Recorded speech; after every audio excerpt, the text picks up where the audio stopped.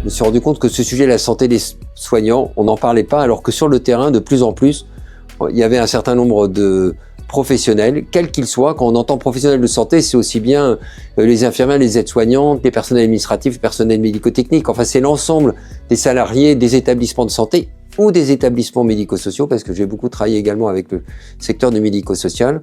Et on se rend compte que ces professionnels, pour beaucoup, aujourd'hui, ont une véritable tension vis-à-vis de leur propre santé avec un certain nombre de problématiques. On a bien vu au niveau du rapport qu'il y avait un certain nombre de problématiques qu'on identifiait bien. D'abord, quand on parle de santé mentale, de santé physique, il faut également se dire quelles sont les causes de tout ça. Et il y a une cause qu'on a bien identifiée, c'est que, et la littérature le montre, c'est qu'on est un secteur qui est devenu extrêmement violent. Il y a de la violence, ce qui est complètement paradoxal alors qu'on est normalement dans le monde du care.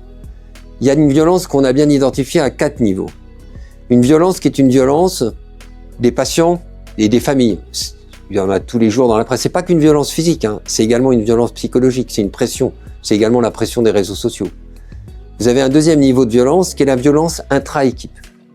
Le troisième champ de la violence, c'est la violence qu'on pourrait appeler managériale au sens large du terme, c'est-à-dire cette espèce de pression, mais qu'on retrouve aussi bien dans le libéral que vous, avec les tutelles, que vous avez au niveau d'un établissement de santé, où la pression financière a pris le pas, où finalement la pression qu'on peut avoir les cadres fait qu'on parle plus de sous qu'on ne parle de métier. On n'a plus l'impression de marcher sur nos deux jambes. On a un dernier sujet qui est quand même la violence de notre métier. Enfin, je veux dire, quand on a un patient qui va pas bien, quand on a un patient qui meurt dans nos bras, et on l'a bien montré, qu'il peut y avoir même des degrés de souffrance dont on sait qu'elles ont une répercussion différente suivant que vous soyez dans un service de pédiatrie, un service de réanimation, un service de chirurgie orthopédique.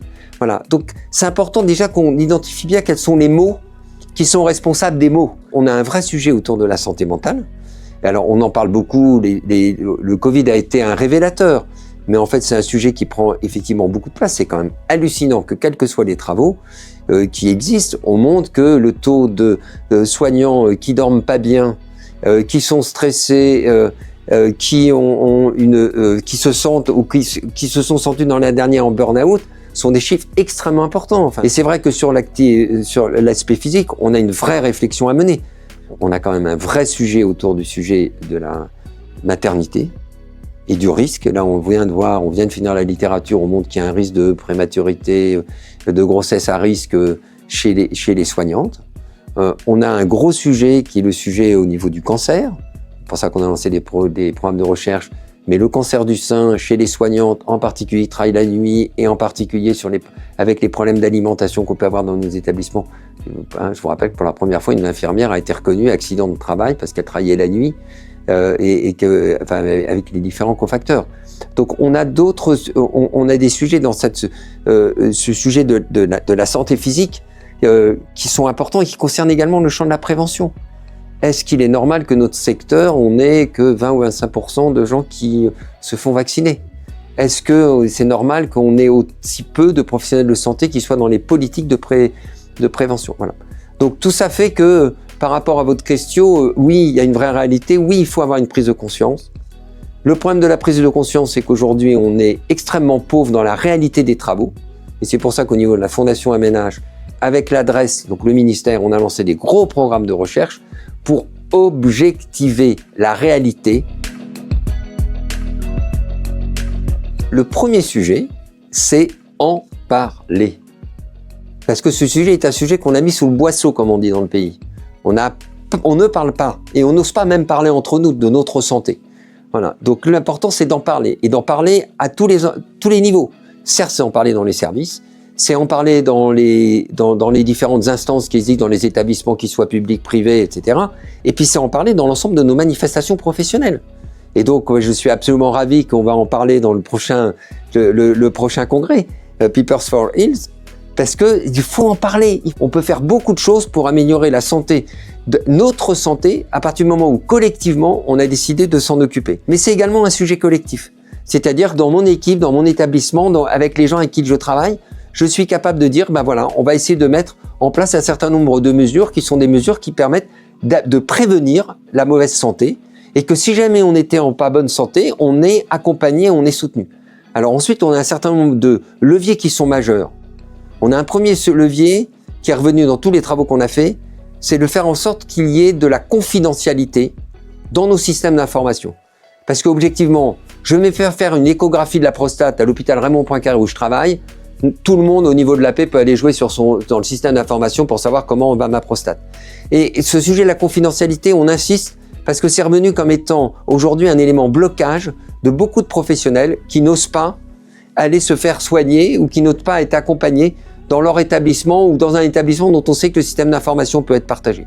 Donc on a un vrai sujet de confidentialité, on a un vrai sujet de redonner la noblesse à notre système de médecine du travail, et je pense aux médecins, mais surtout également aux infirmières de médecine du travail, parce qu'il faut qu'ils puissent avoir du temps pour être dans cet accompagnement de la prévention.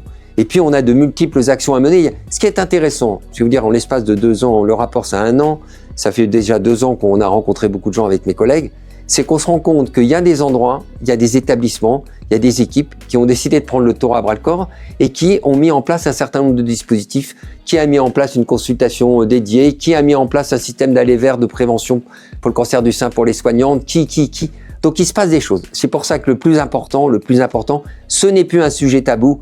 Oui, on a le droit de dire, oui, on a le droit d'en parler, oui, on a le droit de dire qu'on a un problème de santé, oui, on a le droit de le partager. Oui, on a le droit de prendre un collègue par la main qui va pas bien pour lui dire « Tiens, viens, je vais t'accompagner ». Oui, il faut en parler. Notre santé a un impact très important sur nos patients. Il y a eu beaucoup de travaux qui ont montré qu'un professionnel de santé, en mauvaise santé, il soigne moins bien. Il y a un deuxième sujet qui est important, qu'il faut casser le tabou, c'est d'arrêter de ne pas vouloir estimer le coût de la mauvaise santé. Et en particulier, on a un gros travail de recherche qui est en cours. La mauvaise santé, ce n'est pas uniquement l'absentéisme. Le coût de la mauvaise santé, c'est pas que l'absentéisme. C'est la présentéisme. C'est-à-dire que quand vous venez travailler en mauvaise santé, eh bien, vous êtes moins efficace. Alors, ça a un impact sur le patient, ça a un impact sur l'ensemble du système. Et donc, il faut avoir cette notion que oui, ça a un coût. Et oui, s'intéresser à la santé, en plus, il y a ce qu'on appelle un retour sur investissement. Donc c'est important également d'avoir le courage de se dire, mettons également ce sujet sur la table du coût de la mauvaise santé des professionnels de santé. Le dernier point, c'est qu'également, vis-à-vis de nos patients, on a une logique d'exemplarité. Si on n'y croit pas, comment pouvons-nous trouver les bons mots pour en parler aux patients ?